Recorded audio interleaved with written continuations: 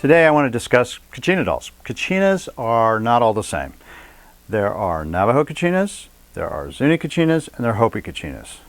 The latter two, Hopi and Zuni, are real Kachinas that were made for tradition, which is the tradition of the dances and teaching the young girls about the dances.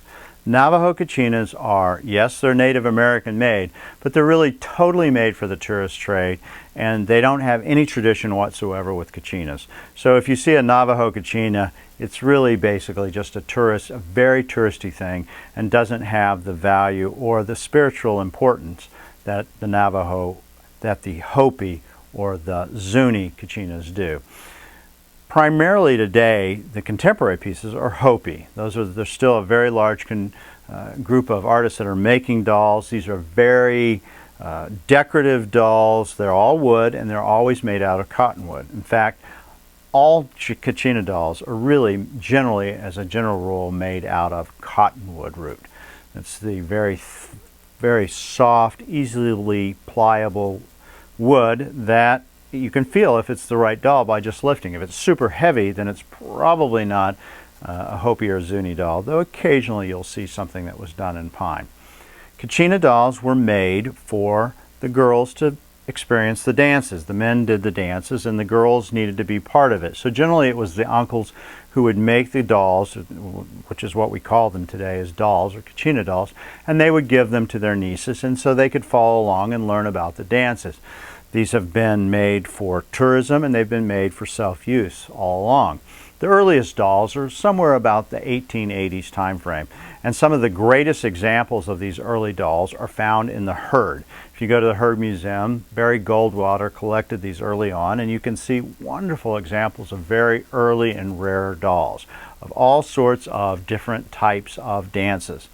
What we carry in our own gallery generally are things from about the 1890s to 1960s time frame, and really emphasizing those dolls from the 1900s to the 1940s. Quite frankly, early dolls before the turn of the century are hard to find. Most are in museums or private collections, so they don't really come out that often. But you can still get great examples of Kachina dolls from the turn of the century to the 40s, and you can get a nice Kachina doll from the 30s that would be $850. The dolls themselves you can help date by how they look.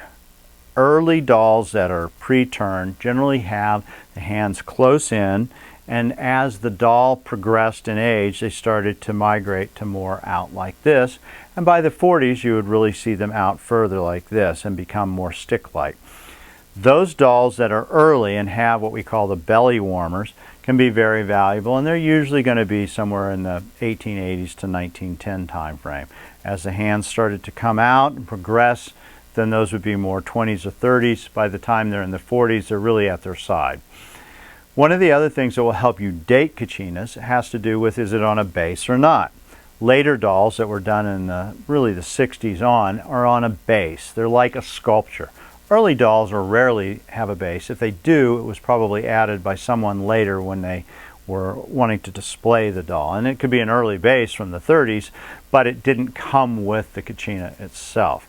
So it's important when you're dating these things to know if it's an early doll or a late doll. Things that were done in the 50s, 60s, and 70s are also usually signed, and that will help you as well. Pieces done in the 40s have very block-like, almost robot-looking legs, and often were done with a band saw instead of hand carved. These are still collectible and earlier, but they were really more tourist dolls.